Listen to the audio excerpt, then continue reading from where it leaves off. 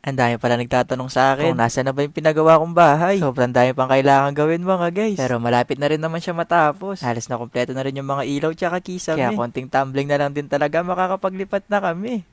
Ilang buwan na lang din pala, baka lilipat na din kami. Mamimiss ko nga tong bahay namin. Nasimula nga ng pinanganak ako, dito na din talaga ako lumaki. Kaya panigurado kapag umalis kami dito, homesick ako sa bagong bahay. Chot! Alam nyo naman din siguro nung nakaraang taon, binaha din talaga yung bahay namin. Kaya sabi ko noon, nagsisipag talaga ako ngayong taon para makapagpagawa din ng bahay. At ngayon nga, pupuntahan na natin yung pinapagawang bahay. Si Kuya JP pala yung interior designer ko, na siya din talaga nag-ayos. Napanigurado nga kapag JPS, maganda talaga yung bahay. Kasama din pala namin yung engineer. Ay si ate pala yan mga guys. Sa totoo lang mga guys, ayoko pa sanang gumawa ng gantong vlog kasi di pa talaga siya tapos. Nakapag sana natapos na lang. Eh kaso nga lang, ilang araw na sunod-sunod yung buhos ng ulan. Para kung bumaha nga ulit, doon na lang sa bagong bahay kami makikisilong. Ang tagal na nga namin di nakikita ni tita at saka ni Ish. Kaya sabi ko sa kanya, ka muna. Dito na din pala kami kumain sa office ni Kuya JP para mamaya dire-diretso na lang din sa pagbablog. Nakakatuwa lang din mga guys. Dati kasing pumunta kami ni ate dito. Pinaplano pa lang din talaga namin yung mga mangyayari. Kaya habang nakain, sobrang excited na din akong ipakita sa inyo kung ano yung naging resulta. Kaya fast forward na nga mga guys. Eto na, this is it, pansit. Chot! Kung bibisita ka pala dito sa bahay ko, yung mga sasalubong sa'yo, yung mga alaga kong Doberman. Chot! Mabait naman yung mga yan mga guys. Yan nga lang talaga mahilig sila mga guys. Ilang buwan na pala itong ginagawa. Kaso madarang lang din ako makabisita. Eto nagpalagay din ako ng swimming pool. Mahilig din kasi talaga ako mag-swimming. Kahit di naman talaga ako marunong lumangoy. Chot! Ang ganda nga ng mga fountain sa Gedli. Kasi nung last ako pumunta dito, di pa din talaga siya nagana. Kaya sa mga oras nga na yan mga guys, sobra din talaga ako natutuwa. Kasi sobrang ganda ng kinalabasan. At yung pangarap ko din talagang bahay, yung bang merong swimming pool. Ayun pala si kuya. Siya madalas magbantay sa bahay. Kaya welcome sa bahay. Di pa talaga siya tapos. Pero malapit na din siyang matapos.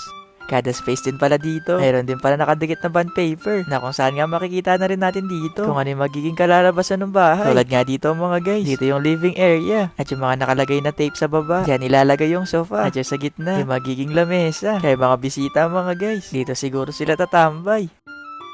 Dito pala sa gitna, dito namin pinesto yung kainan o yung bang dining area. Di pa talaga kompleto dito sa loob mga guys. Kaya kapag siguro nakalagay na yung mga gamit, then yung mas ma-appreciate yung ganda ng bahay. Nasa sobrang ganda nga. Di ko lang kung tutuluyan ko pa ba to o gagawin ko lang ding resort. Basta bala na si Batman. Pero marami pa nga gamit na hindi nalalagay. Kaya hayaan nyo muna ako sigurong ilibot ko kayo kung ano yung mga natapos. Dito pala nakapeso yung dirty kitchen na panigurado. Nasa tuwing gigising ako ng madaling araw, dito ako makakapagluto. Kaya kapag nagluto ako dito mga guys, yung una ko siguro bibinyagin na luto, yung bang king crab.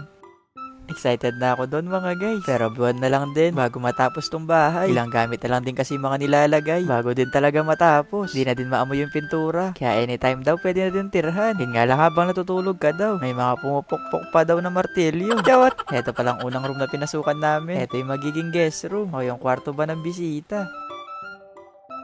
Marami pa palang kwarto dito. Pero syempre, ito muna yung kwarto yung papakita natin. At bago ka pala makapunta sa kwarto ko mga guys, dadaan ka muna dito sa walk-in closet. Ibang tipong kapag aalis ka, marami kang pagpipilian kung ano yung susuotin mo. Yung problema ko nga lang dito mga guys, saan ako kukuha ng mga damit? Baka bukas nga lang mga guys, mag-shopping na lang siguro ako sa ukay-ukay.